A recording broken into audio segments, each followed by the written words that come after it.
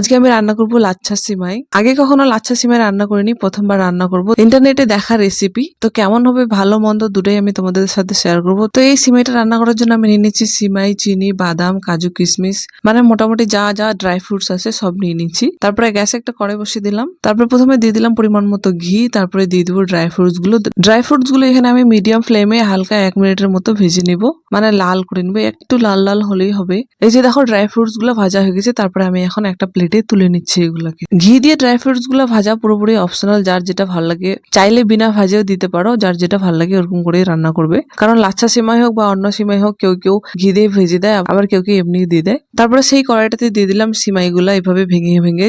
যেহেতু লাচ্ছা সিমাই গোল আর একসাথে জোড়া লাগা থাকে, তো হাত দিয়ে ভেঙে ভেঙে এভাবে দিয়ে দিলাম। তারপরে এগুলাকে এখন আমি 2 মিনিটের মতো ভেজে নেবো মিডিয়াম ফ্লেমে। বেশি হাই ফ্লেম করবো না, নাহলে কিন্তু পুড়ে যাবে। সিমাইটা ভাজার সময় কিন্তু আমি ঘি দিই নাই, ঘি দেওয়ার দরকার নাই। কারণ লাচ্ছা সিমাইতে এমনিতেই অনেক ঘি থাকে।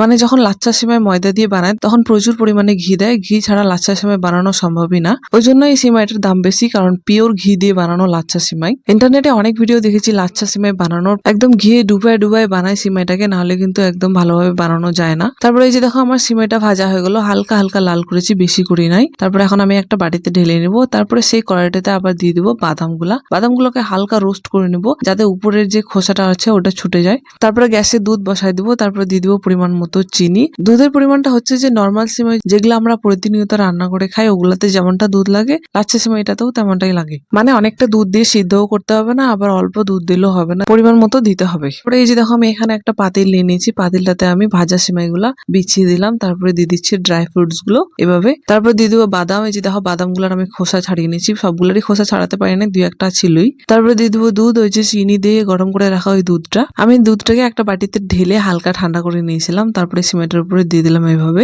অনেকটা দুধ দেওয়ার প্রয়োজন নেই, এই যে এইভাবে যেন ডুবে ডুবে থাকে অতটাই দিবে। কোনো কোনো সিমাই আছে না যে অনেকটা দুধ দিতে হবে, দুধটা তাড়াতাড়ি টেনে নিচ্ছে, ওরকম না, মানে অল্প ডুবা ডুবা হলেই হবে। এই যে দেখো ভিডিওটাতে যেমন দেখা যাচ্ছে এমনটাই। তারপর আমি এটাকে ঢেকে এক সাইডে রেখে দিব। এবার দ্বিতীয় নিয়মটা, তো এখানে আমি প্রথমে একটা বাটি নিয়ে নিয়েছি, বাটিটাতে দিয়ে দিলাম লাচ্ছা সিমাইগুলা। এগুলা কিন্তু ভাজা না, এগুলা কাঁচাই। তারপরে ওরকম ভাবে দিয়ে দিলাম কয়েকটা ড্রাই ফ্রুটস উপরে। তারপরে দিয়ে দিব দুধ, কুসুম গরম করা ওই চিনি দেওয়া দুধটা দিয়ে দিচ্ছি। মানে একদম ঠান্ডা দেওয়া যাবে না, একটু কুসুম গরম রাখতে হবে দুধটাকে। দুধটাতে তো চিনি দেওয়াই আছে, ওই দুধটাই দিয়ে দিচ্ছি। তারপর এটাকেও 5 মিনিটের মতো ঢেকে রেখে দিব। কিছুক্ষণ ঢেকে রাখার পরে ওই যে দেখো প্রথম সিমাইটা এরকম হয়েছে, মানে পুরোপুরি দুধটা যে টেনে নেয়নি, একটু আছে রসালো মতো। তারপরে এই যে দেখো দ্বিতীয়টা বেশ সুন্দরভাবে হয়েছে।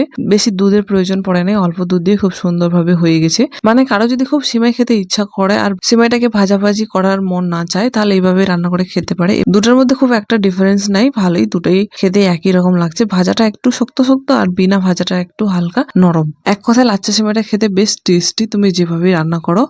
তো তোমাদের কি রেসিপিটা কেমন লাগলো কমেন্ট করে অবশ্যই বলবে। আর যদি ভিডিওটা ভালো লেগে থাকে তাহলে একটা লাইক অবশ্যই করে দেবে।